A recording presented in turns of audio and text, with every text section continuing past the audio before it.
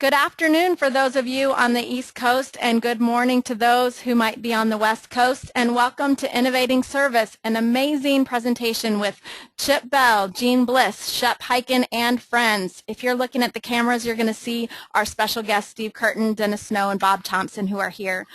I'd like to take a moment to introduce myself. I'm Becky Robinson. I'm the founder and CEO of Weaving Influence and your host today. And I want to give you a few just technical help items as we begin this session. We will be using questions in the question panel today. So if you want to take a moment to familiarize yourself with the question panel, we're going to use that question panel as a place that you can ask questions of our guests, and also as a place where if you interact with us, you might have a chance to win some amazing gifts later in this hour. We also would love to invite you to participate through social media channels with us this afternoon. And if you're going to do that, we'd ask that you add the hashtag CustServe. So the hashtag sign, the word C-U-S-T and S-E-R-V. And we'd love to communicate with you via Twitter today as our guests are sharing with us on this amazing topic of innovating service. I am so thrilled to be here today with my friend Chip and all of his friends that I just met today. And Chip, I'm going to turn it over to you so that you can introduce today's session. Great, thank you, Becky, and we welcome all of you. As Becky said, you know, a CEO stood before her senior executives and made an announcement that a lot of CEOs have made. Our earnings are down, our customer requirements are up, and our market share has slipped. How can we increase our profit margin by 10%? That kind of question always provokes discussion about eliminating waste and reducing headcount and ramping up sales quotas and all sorts of belt-tightening incremental improvements. But the next year, it was a different request. The final question was, how can we increase our profit margin by 100%? This question created a long silence, followed by one executive stating the obvious: we can't get there from here. We'll have to completely rethink all that we do. New York Times best-selling author Gary Hamel wrote in a Harvard Business Review, corporations around the world are reaching the limits of incrementalism, squeezing another penny out of cost, getting product to market a few weeks earlier, responding to customers' requests a little bit faster, ratcheting quality up one more notch, capturing another point of market share. Those are the obsessions of leaders today. But pursuing incremental improvements while rivals reinvent the industry is like fiddling while Rome burns. Necessity can be the mother of invention, but so can opportunity. Our webinar today is about the necessity and opportunity of innovating service.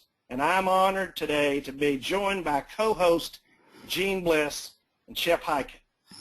Jeanne has been a customer service executive with such renowned organizations as Mazda, Microsoft, Allstate, Coldwell Banker, Lands End. A popular keynote speaker, she's the author of the best-selling books, Chief Customer Officer, and I Love You More Than My Dog. Her newest book, Chief Customer Officer 2.0, will be released in June. Shep Hyken is a renowned keynote speaker and a National Speakers Association Speaker Hall of Fame for lifetime achievement in public speaking. His best-selling books include Moments of Magic, The Loyal Customer, The Cult of the Customer and the Amazing Revolution, and his newest book, the New York Times and Wall Street Journal best-selling Amaze Each Customer Every Time. After a few minutes of opening comments from three of us, we'll be joined during the discussion by three other best-selling customer loyalty experts.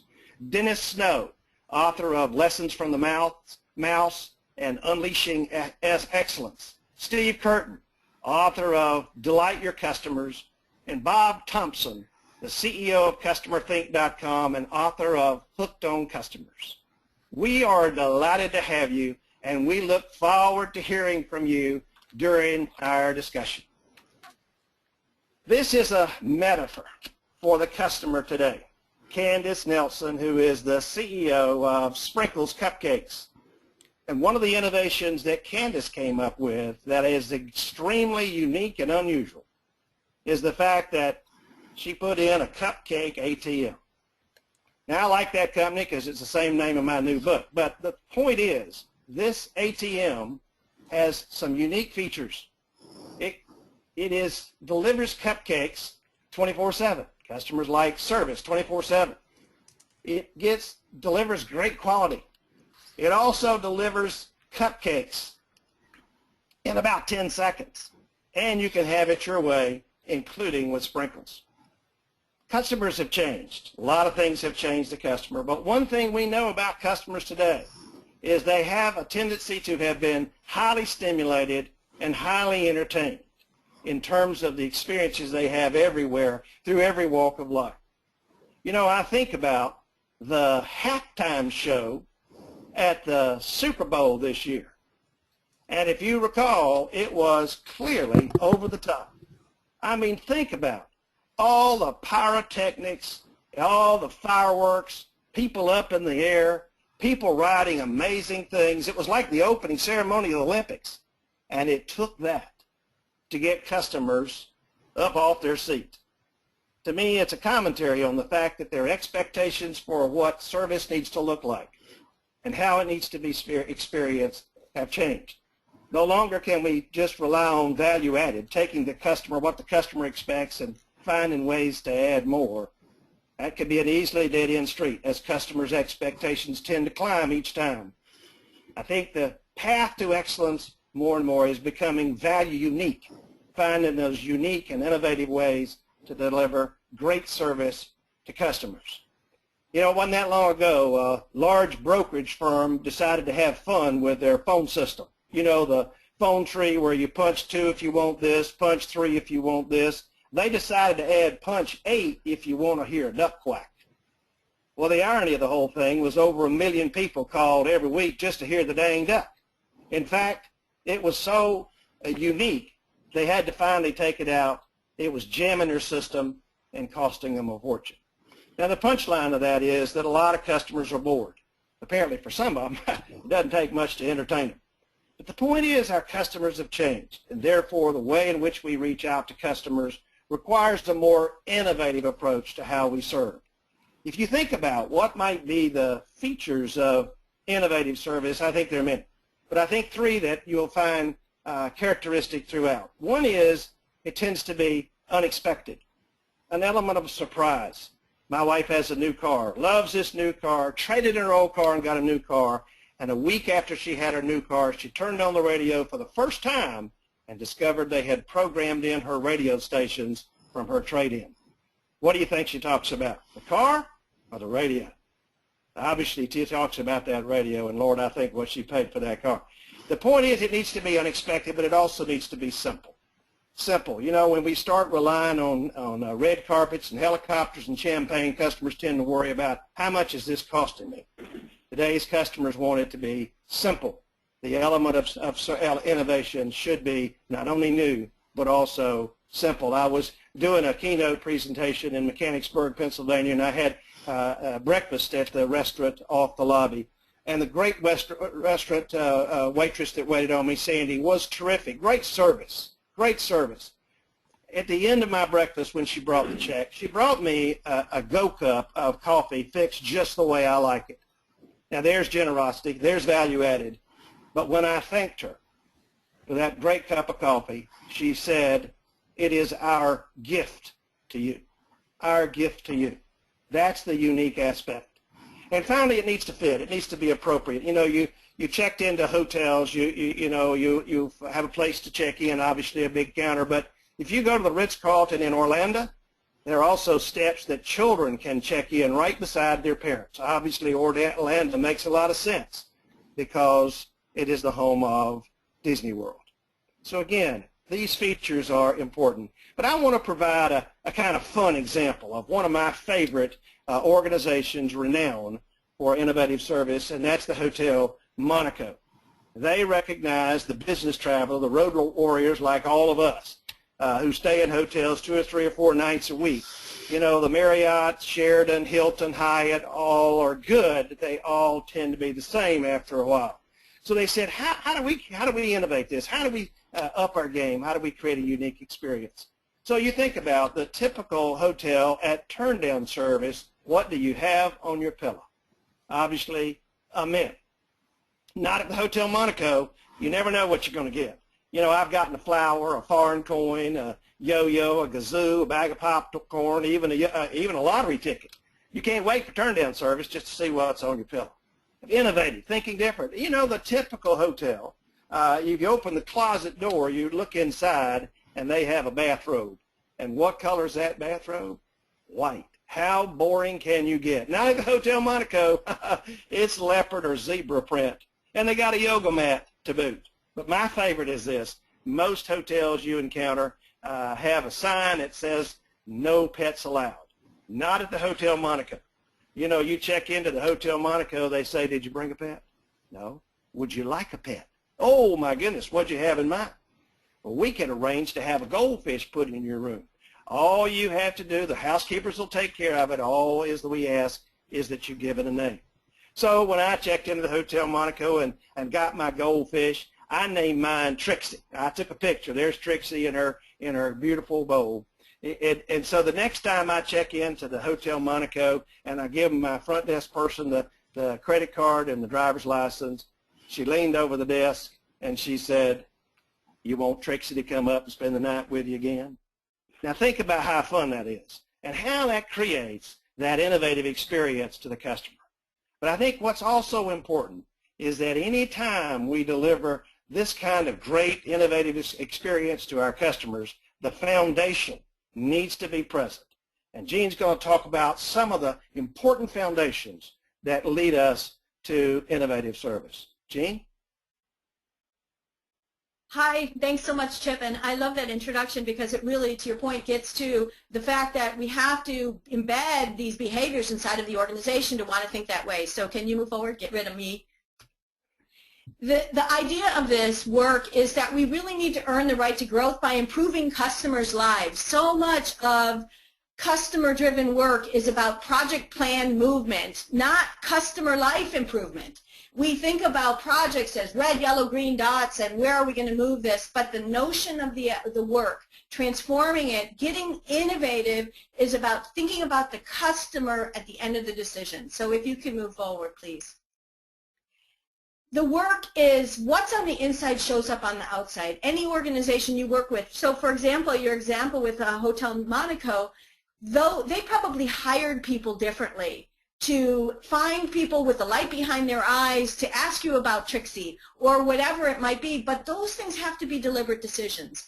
And that's really what this work is going forward, is building a growth engine inside of the organization to enable people to bring the best version of themselves to work, but to enable the organization to also not get in the way of people doing those things and not create the silos working separately that delivers a defaulted experience versus everybody uniting to deliver a memory.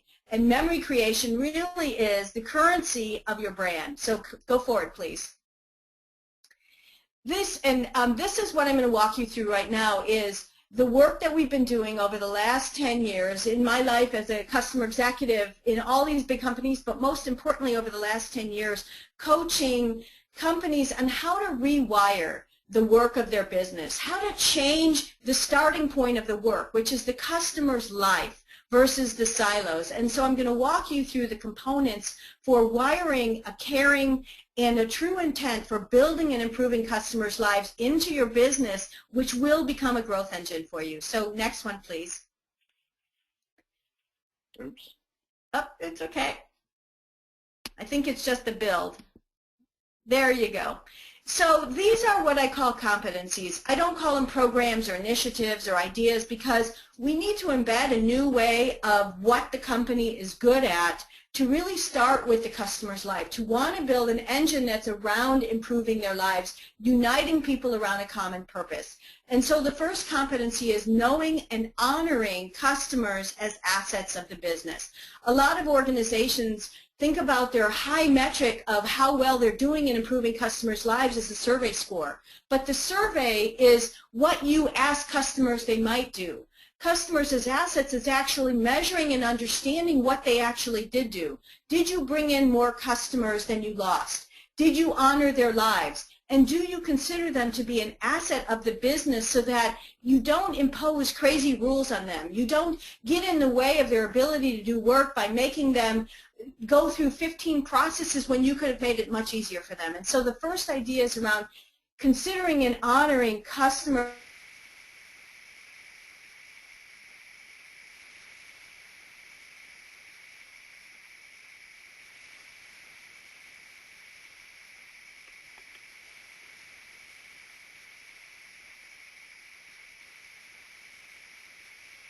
changes the language of the business. Next one, please. The next competency is around reorienting what we do inside of our business instead of delivering on our own internal metrics to delivering a journey. And a lot of people are doing touchpoint mapping now and trying to find out how to do all of the many things for all of the touch points. But as you mentioned, Chip, there's probably 10 to 15 moments that mean the most to customers. We need to orient our work and also importantly change the accountability leaders have from saying operations, marketing, sales, how are you doing, to what is the check-in experience? What is the new customer experience? What is the onboarding experience? What is the hello experience? So that we're shifting the work of the business from delivering what we care about to delivering those moments and uniting the silos. You could go next, please. The third competency is emancipating that hold that surveys have on us and instead orienting a lot of information to tell the story of customers' lives. Orienting listening that we might get from customers' volunteering information, social media, and also experiential listening where we actually walk in the shoes of the customers to unite information by stage of the experience to tell the story of customers' lives. So it's personal, so that we get, I'm Italian, what I call agita in our belly, that we've interrupted customers' lives or that we haven't done enough to really create a memory. If you could go to the next, please. Competency 4 is about knowing before your customers tell you. If our work is really about being deliberate and delivering an experience, then we should care about the top 10 to 15 operational metrics and processes. I know hard words inside of a lot of companies, but our leaders should care about how we're doing, for example, on check-in time or responding to a resource request with as much rigor as they care about EBITDA or sales goals, because where those experiences go, so do the joy of your customer, so do their experiences, and so do your growth. And then finally, if you could click to the next one, the notion of accountability. Are we driving one company accountability to improving customers' lives? Or are we sending the survey scores out and the information to people and saying, hey, everybody interpret this, easy for me to say, interpret this information and figure out what you want to do. But instead, the notion here is about driving accountability and, most importantly, enabling our employees to deliver value, not getting in the way of the work that they need to do. If you could go to the next slide, please. And really quickly here, the idea is to say, do we earn the right to growth? Have we done deliberate things to answer these questions for the customer from their point of view, to deliver an experience and to help them achieve an objective? And when you flip the talk track of the business, when you change how you do the work of the business, your customer will notice. You will become innovative even at the mundane moments. They will set you apart. And then last slide, please. And then finally, one of the things that we are getting the greatest traction on is just creating a kill a stupid rule movement. There are probably things that we have created inside of our organization over the years because it made sense at the time, but they're getting in the way of your employees and they're getting in the way of your customers. If you do one thing, free your employees and make it okay to identify the rules that are getting in the way of their great experience. Next slide, please. So just if you'd like to stay in touch, here's a little bit of information on me. And thanks so much. And I'd like to now turn it over to my good friend, Shep. Hey, Jeanne. Thanks so much. And, hey, we're all on the air. That was an outstanding presentation from both of you. I love what we're going to be talking about next because I think that social media customer service is a new technology. It's an innovation, and as we talk about innovative service, how can that tie into something that's an innovation? So we're going to talk about social media customer service. Let's go ahead and get started. recognize that customers today have a voice that is louder than ever. No, don't go too far. There we go. We're still at the megaphone, because here's what happens. The old statistics said, on average, a customer that has a negative or a complaint or a negative experience is going to tell 8 to 12 people. 13% of those will tell 20 or more, but today it's different. Today we have social media. There's YouTube, there's Twitter, there's Facebook. And Dave Carroll, when his guitar was broken, United Airlines broke his guitar, he decided, because they wouldn't fix it, that he would write a song about it. He was a musician. And his views on YouTube with this song, United Breaks Guitars, 15 million, and people are still watching it. The customer's voice is louder than ever. Next slide, please. So there's really two types of ways to deal with comments, complaints, and by the way, comments can be positive as well, complaints as well. You can be reactive or you can be proactive. Now, traditional service is all about being reactive. Nope, you were great. When the customer needs help, they need help, and that means they're going to ask for it. They're going to, they may choose to use a social channel rather than a regular traditional channel, such as picking up the phone or maybe even emailing, if you consider that traditional. So what they'll do is they'll simply tweet out. And what happens is we need to respond. So how do we react? Well, next slide. We react quickly. Speed counts. Get this. There was an article, and one of the stats said, Social Baker said, that the average response time in social media to a customer that has a complaint or a question is, and this blows me away, 9 hours.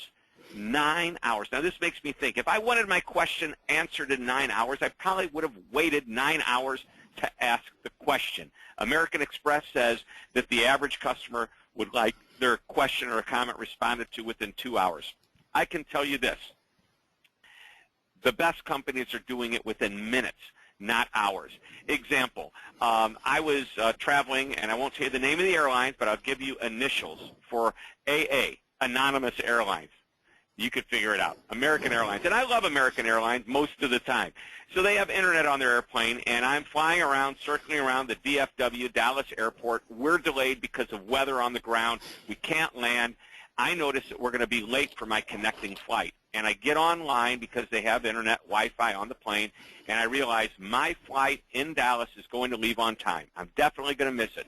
I go onto Twitter. I direct message American Airlines, give them my a confirmation number that was on my ticket, tell them I'm going to miss my connection, and within about 5 minutes, maybe 7 at the most, they come back to me and say, you are protected on the next flight.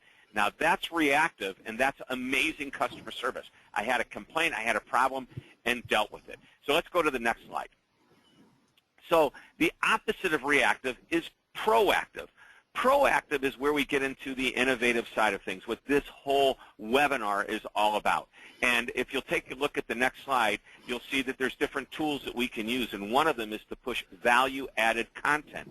Now, people are using the term content marketing, and if you go back a few years, people were starting to say there is a very, very tight correlation between customer service and marketing. And the concept is, yes, great service gives word-of-mouth access to your company. People are going to go out and say, hey, we love this company because, and just like people might complain, 8 to 12 people might say something bad about you. Well, guess what happens? A percentage of the people that are happy with you will also give you accolades on social media. And you may even say, hey, this is awesome, and you need to engage with them. But one of the best ways is to push value-added content, which means you might write an article. You might show people how to use your product better. This isn't a sales pitch. It's value-added content. Let's go to the next slide, because the next one shows you my favorite value-added content tool, if you will, and that is YouTube. It is an amazing tool. Imagine this, for customer service, I'm having trouble putting together a ping pong table that I bought for my daughter. Now, it's late in the evening when I'm working on this, and unfortunately, the company that manufactured the ping pong table, not only are there hours during the day, but they're in Germany because it's a German manufacturer.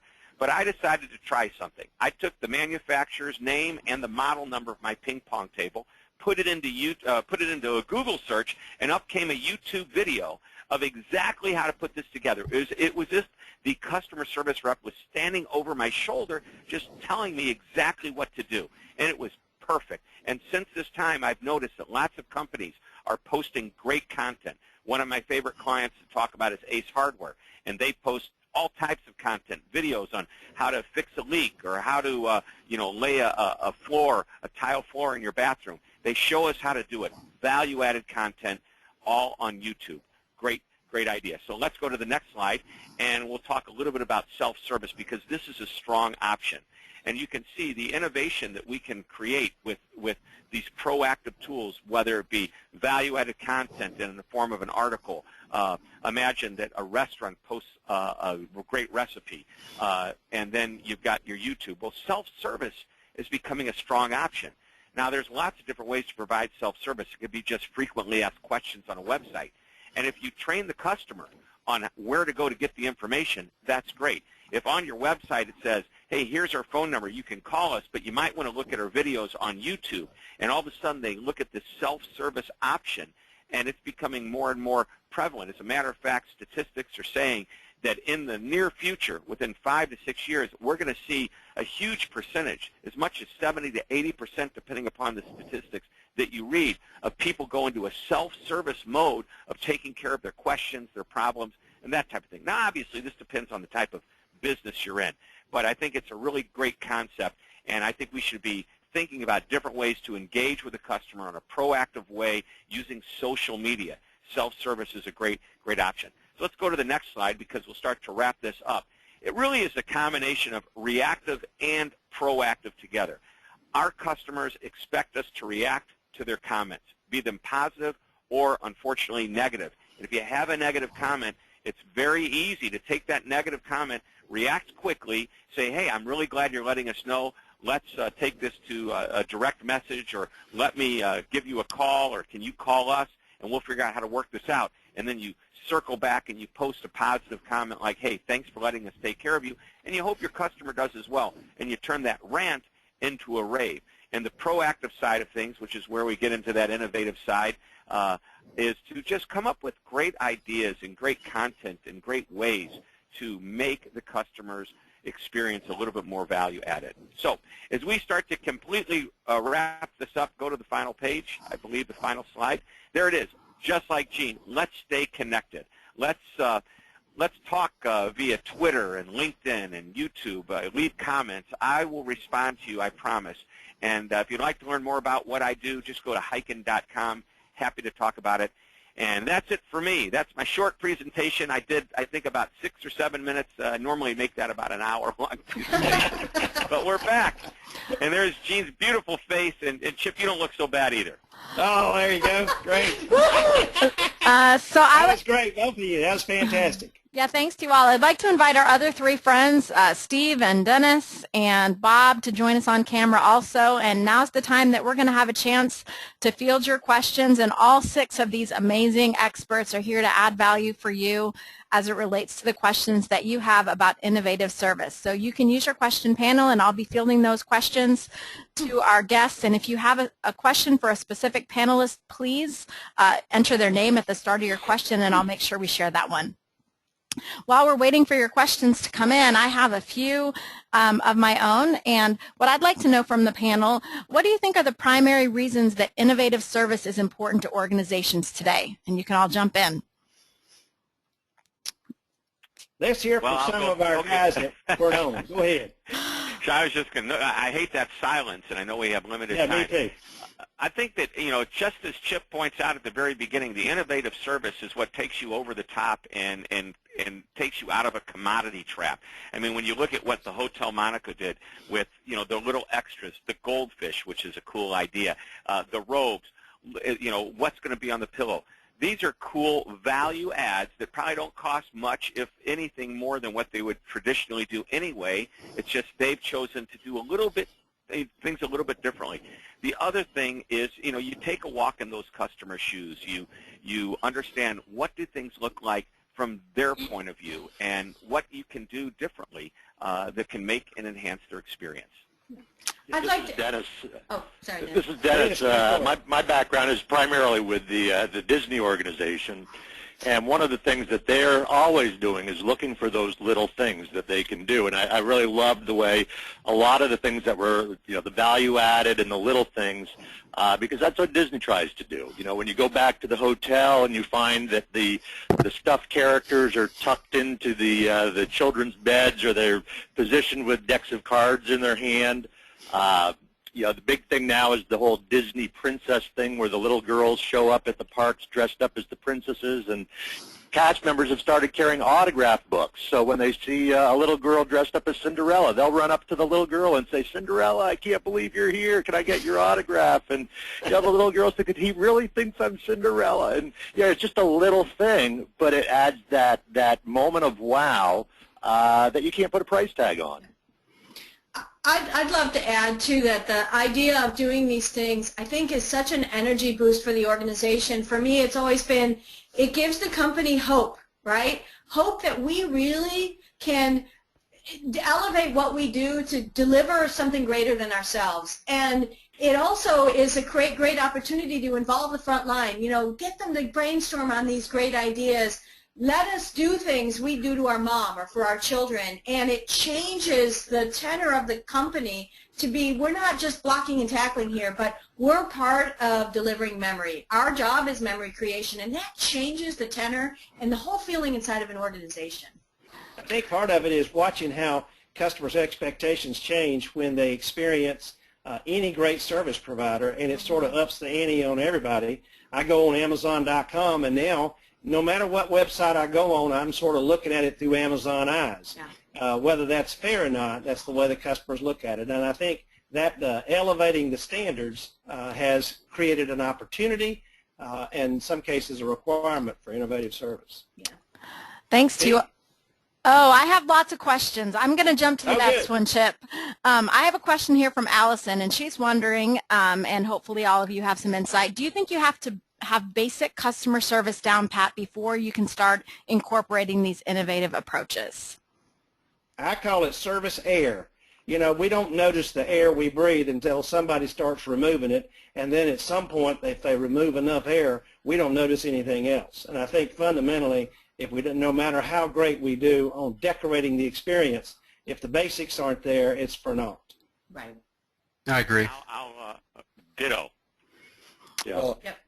I would have maybe a slightly different answer. I think that if you wait for perfection before you do any innovation, that you'll never innovate anything, because no organization's perfect. So, I think every company's got to find some point. They've got to get the basics right, but they simultaneously need to be thinking about how to be different. And it's something that's come through in my research, that this culture of innovation is a characteristic of being a leader.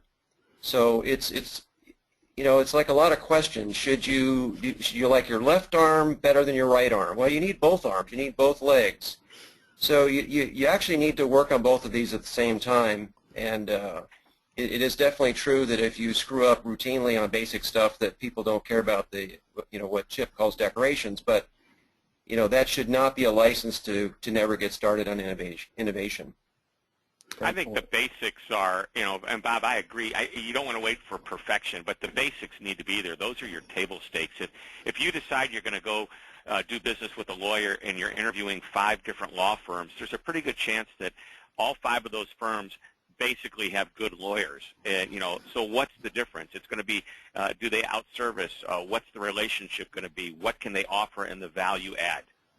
Yeah, I agree with you. I think that especially in the world of social media, if we're not delivering reliability, your customer's not going to feel great about recommending you socially in other places, because you don't know if the experience is going to be the same for your mom that you're recommending. So I think that you need to get to a baseline level of reliability and innovate. But my thought is you can innovate even in the mundane moments by making them special. At Land's End, that was where I grew up. When we sent you a big box of children's products, we printed the flaps of the box with the head and the tail of a cow, a sheep, or a horse, so your kid could ride the box all over their house. Now we delivered it within 24/7, but you also got an animal to ride around the house. So I think there's a blending of those things. That's so fun. All right, so I have a question here, and a few questions are coming in along these lines. So how do you balance wanting to deliver a high level of customer service, and then what if you have employees that don't see the value? So Erica says in her organization, employees are probably in the wrong position, aren't performing, below productivity expectations, but how can you move them if they don't want to move, and the attitude of some employees lowers the morale for everyone? So basically, how do you get your team and employees on board with innovative and responsive service? In a word, selection. Selection's key. It's a popular saying in the services industry, hire for attitude and you can teach the rest. And it sounds like a cliche, but it's absolutely the case. I've found that if someone lacks the characteristic or the attribute of a willingness to take initiative and a willingness to expend discretionary effort in the moment of choice to serve a customer, it's really going to be very difficult to expect that individual to consistently provide exceptional customer service. I think it also comes back to good. Go ahead. No, I was just going to say I think that the selection piece is absolutely critical. Because you want to bring in people that are wired to deliver the type of service we're talking about. But then I think, too, you already have a team in place that you're working with. And I think you have to be relentless in keeping that message of service excellence and innovative service in front of them all the time. Because, at first it feels like it's not working. When you're first talking about it, you get the doubters, you get the, hey, just wait it out and it'll go away. But if you're relentless about it and really make sure that people understand this is the direction we're heading in and we value your input, that helps to smooth the way for more innovative service and more participation along the way. So I think that combination of hiring and then that relentless communication and give and take is critical going forward. Yeah. Well, I'd love to. Oh, sorry. Go ahead. No, I think it's one more piece of performance management that we need to always remember, and that is if we've hired the right people and we've found a way to make this the key aspect we're focusing on, like you suggest, they pretty soon, hopefully, they'll feel out of place if they're not on board. But I think it's good performance management, and that is we have the clear expectations. We also provide ongoing regular feedback and coaching and training. And then when people aren't able to perform the level they need to, we have with the level of accountability, there are consequences. And we find ways to say, we've done our best, now we're going to make you available to the industry. I'd love to jump in here if I could. Oops, sorry. I think Jeanne, go ahead. Okay, sorry. The thing I'd love to add in here is that the front line is exhausted. We force them to toggle between 15 different screens. They have all kinds of rules and policies. And part of it is we have to prove to the front line that if we say we're going to do service, we're going to make it easy for them to do service. We're going to get rid of the stuff that forces them to do heroics and instead enable them to be heroes. Because that is really when they call baloney on the mandate that a company has is, okay, let me do this then. Was there I totally agree with that. I think that it's sometimes the case that the real source of the problem is not the people but the management. And by that I mean what are the real values of the organization? In my research and in interviews, I hear this a lot from leading organizations. It's almost a mantra. You hire, train, and fire for values. And so I think the question that brings to mind in this particular case that this attendee asked about is, what are the values of the organization? If it really is about service excellence, then how is this person hired? Were they trained properly? And if they were hired and trained properly, then maybe it is the time for them to transition to another job. But the source of a lot of problems, in my estimation, gets to the real culture of the organization. And, if you are continually trying to put out fires on the front line, you might want to ask, what is the source of some of these issues actually our culture and, how we run it, our team as managers? Any more comments on this question? I have some more. Just one real quick comment. You know, Dennis mentioned something about training, and I just want to say that a lot of companies feel that when it comes to the soft skill of customer service training, when they onboard them, they train them, and they figure that's it. But at the end of the day, training isn't something that you did. It's something that you do, and it needs to be continuously reinforced, whether it's formal training that happens once every quarter or every 6 months, but it should be even more often, maybe short little 5 to 10 minute meetings and reminders, and constantly putting the idea of delivering value and service in front of your employees. Fantastic. So, Shep, since you're talking, I did have a question that came in just for you from Colette, and she's wondering, as an office administrator at a church, what's the best way to offer the best service to parishioners, vendors, etc.? Wow, that came in straight to me. It says for Shep. There's a message, Shep. There's a message there. Why me? Why me? Well, I'm going to give a somewhat general answer because I think this answer could apply to anybody.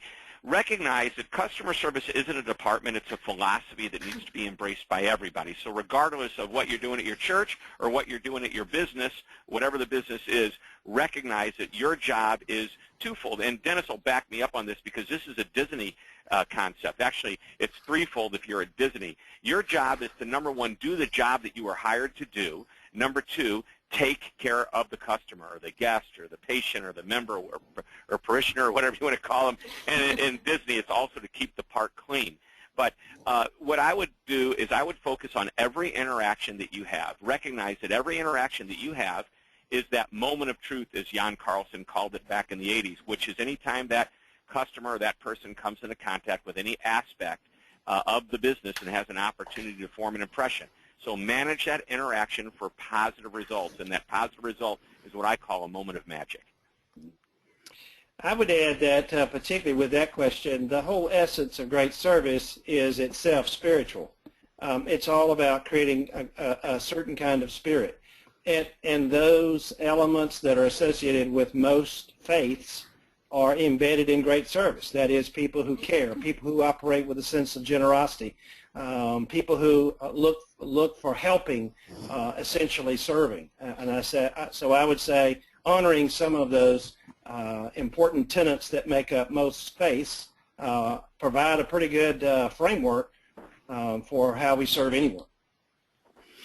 One of the things that when I'm working with organizations that are looking for, how do we get started, I say sit down as a team. Now, you can do this as an individual too, but at least sit down, as yourself or as a team and define anytime a customer or a parishioner or a client has an interaction with our organization, what are the three things that we want them to say about us? So what are three things that we want anybody to say about an interaction that they have with us? And that's your brand. So you're creating a brand intentionally when you define what are those three things you want customers to say. And then the behaviors become pretty straightforward of what has to happen for those people to say those things about us, to say those three things. And so that's a good way to get, a quick way to get started on what should I be doing to provide great service. Thank you, Dennis. That's super helpful. So I have a question for the group from Kimberly, and she wants to know, how do you delight your customers when your service is not one they want to use? For example, maybe you work in a nursing center. It's not a place people want to be, but how can you delight them? Well, I'd like to answer that because I have some personal experience with this with a very close family member.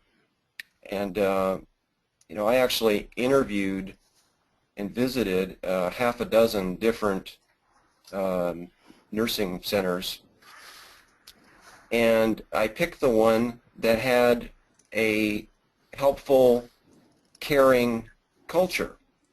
It's very much along the lines of what Chip just said, that there was something different about this one organization, and almost all but one had the basics down, like we've been talking earlier. And I wasn't really worried that they wouldn't provide good care, but there's something about the culture of the organization and how they hire people, just the attention they gave me when I came in to take a tour and ask questions. So it's this experience and the culture behind it that really differentiated, and ultimately was why this one organization became the place that a family member went to. So I think that it's very hard to precisely define what that is, but it made a difference in my case, and it was hugely important because you're talking about the health of somebody that you love. Yeah. I think in situations like this, what we find in really complex industries, healthcare, financial services, is that if we start with customers' emotions, like Bob, you were talking about, the journey is filled with emotions. So if you can take stock of the emotions, usually that are stressful, negative, whatever it might be, and understand what you can do deliberately to flip the negative to a positive, now you're innovating, you're enabling your front line to come up with new things, and you're delivering an emotional response that people don't expect that really gives them an embrace. Great example from that I found in my second book, the dog book, I Love You More Than My Dog, is, for example, Griffin Hospital, which is in Connecticut. You know, when you're on your way to the emergency room and you're white-knuckling it because you've got a kid in the car, you're just frantic. You don't know where the sign is. You don't know what you're going to do. Well, they started with that fear, and they needed to operationalize the feeling of calm. And so they went so far as to pipe music into the parking lot so that even when you step your foot outside the door, you start to be brought down. And they did a lot of other things, but it was all motivated by knowing the emotions and doing something to flip them to take care of the customer. Great point. Great point. Yeah. And since that, I was going to say, since that question had delight in the title, I suppose I should You're respond. the king of delight, Steve. I should respond as well.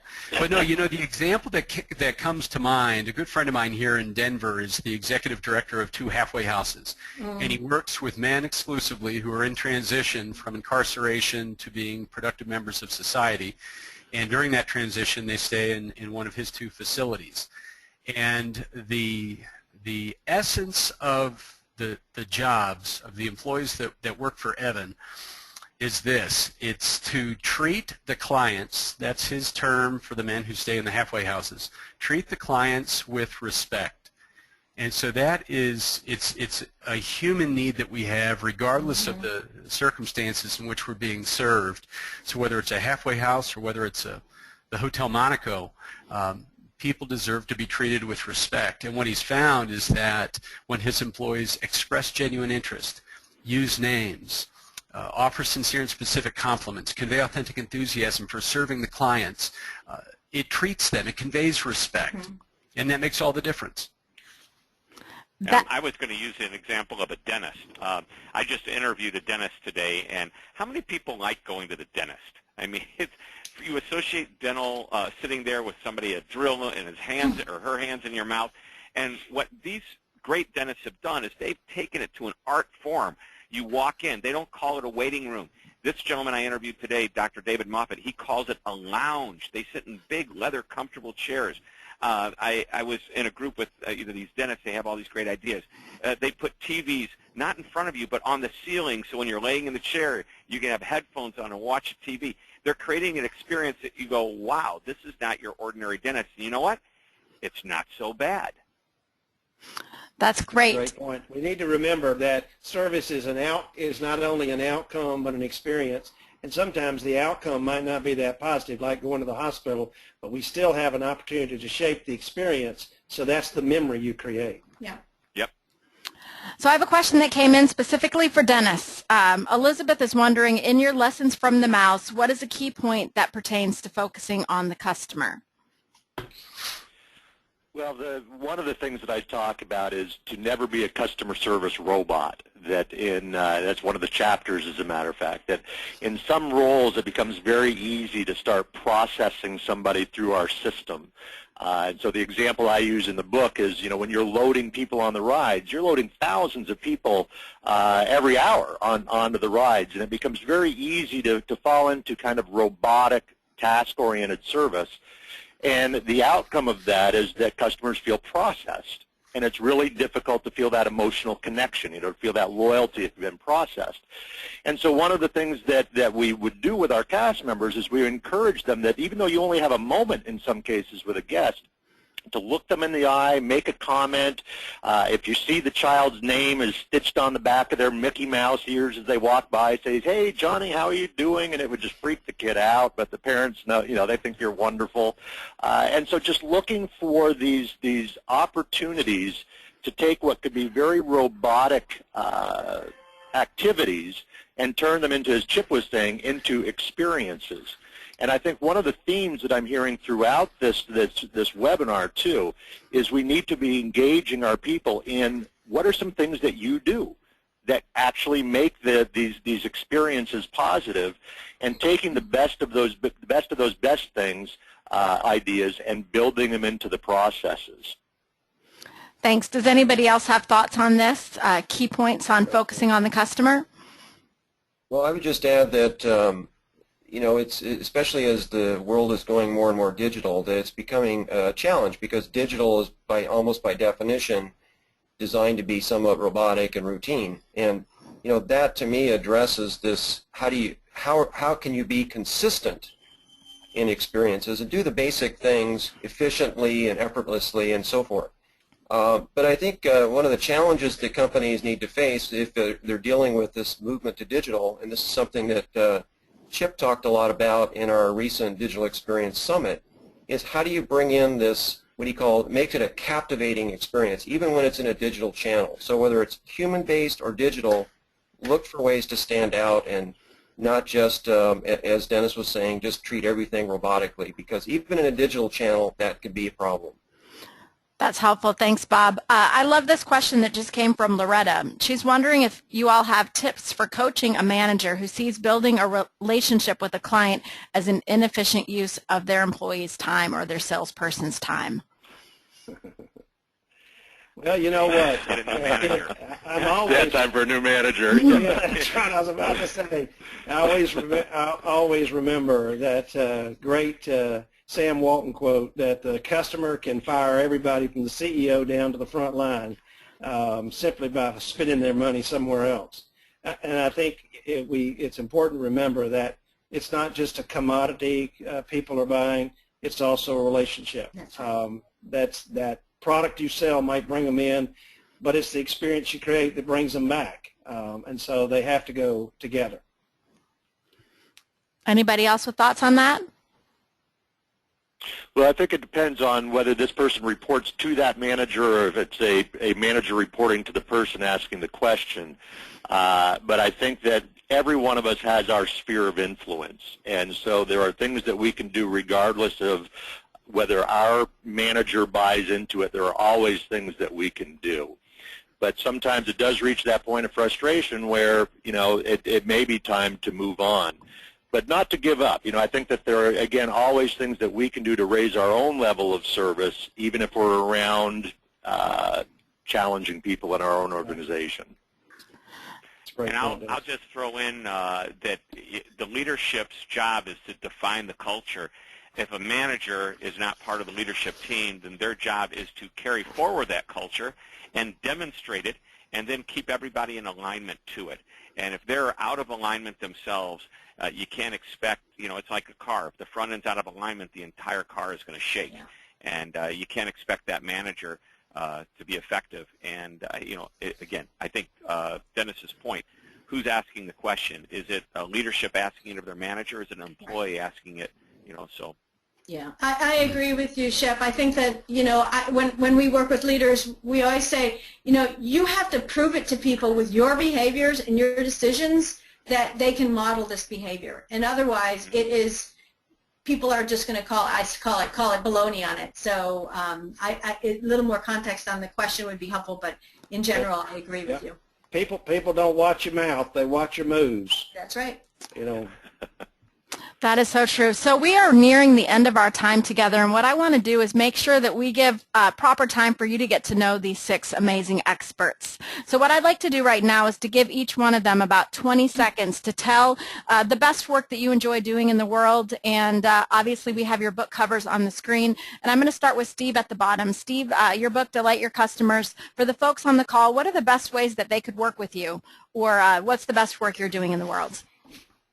Best work I'm doing in the world. Well, I just love advancing the conversation about how to provide exceptional customer service. Webinars like this, talented folks who are on this call, what they're writing, what they're saying, you know, that's how we do it. I've advanced the conversation in my own small way with the book Delight Your Customers, and of course I speak on that. I have a blog that pertains to the concepts in Delight Your Customers. You can find that at stevecurtin.com. I welcome your comments. I welcome you reaching out to me through social media channels. I'm in all the obvious places, and just look forward to, as I said, advancing the conversation. Thank you, Steve. I'm going to call on Shep next. Shep has a tweet chat coming up at 1 p.m. Eastern. He might disappear before we're through. So, Shep, what's the best work you're doing in the world? Well, I think the best way to describe it is if somebody walks out of a business and they say, wow, those people are absolutely amazing, referring to the employees, or maybe that company's amazing, that's what I help people do. That's what I help companies do. And it makes me very excited to work with companies that, and most of my clients, by the way, are already playing at the top of the game. They just want to maintain, if not even get a little bit better. It just gets me excited to not just do a speech, but get involved in their process. Thanks, Shep, and thank you for sharing your hour with us today.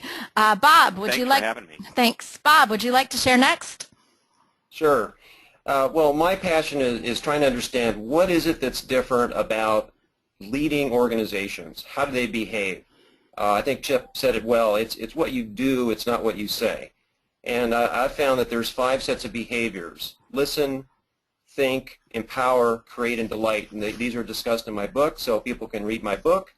I would encourage anyone listening to, if you're not already a member of CustomerThink.com, come join us there. There's a ton of great content. Everybody on this call is a featured author. And I also do a lot of research and speaking on this topic. So I love to evangelize it, and but perhaps more importantly, in my opinion, is to really dig deeper to see what are these practices that differentiate leading companies and help companies move in that direction. Thank you so much, Bob. Dennis, I'd love to hear from you. Yeah, well, my background, as I mentioned, is with the Disney organization with 20 years, and so my passion is helping to bring that Disney experience to other organizations to create their own great experiences that lead to loyalty. Best way to get a hold of me is if you just Google Dennis Snow, or if you go to www.snowassociates.com, but if you just Google Dennis Snow, it'll bring you to my website, my blog, and all the other places that I'm online. But that's my passion, is helping bring that Disney level of service to other organizations. So before I call on Jeanne, I want to just read this comment that came from Elizabeth. She said, wow, wow, wow, each of these individuals provided so much great insight in such a short amount of time. And I want to just for a second thank Chip for bringing us all together. And Jeanne, tell us about the best work you're doing in the world. I help companies grow by improving customers' lives. Having been a practitioner for over 25 years and pioneering the role of the Chief Customer Officer, customer leadership, I work with C-suite and the people taking on this customer experience role to make sure that they're effective. And that is really my passion, and my work is to help the company come together to improve customers' lives. I had the great fortune of marrying a guy named Bliss, so my website is customerbliss.com. I had to go all over Match.com to find that guy, but customerbliss.com, and I'm always on there blabbing on my blog too. So thanks so much, Jeanne. It's been a pleasure to have you. And Chip, I'm going to let you wrap the hour, sir. Oh, good. It's all about, for me, sprinkles. And sprinkles, you think about what makes a good cupcake special, it's all about sprinkles. And it's the same with customer service.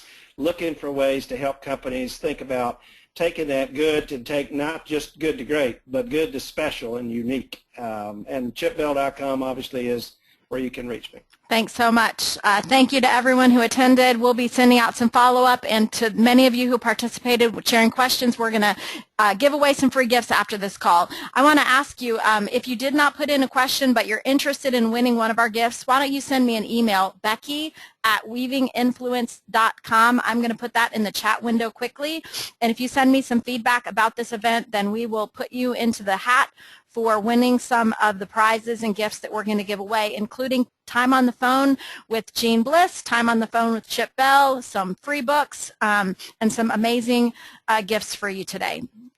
Have a great afternoon. Thank you, Thanks, Becky. everybody. Thanks, everyone. Thank you, Bye. Becky. Thank you. Thank you. Thank you.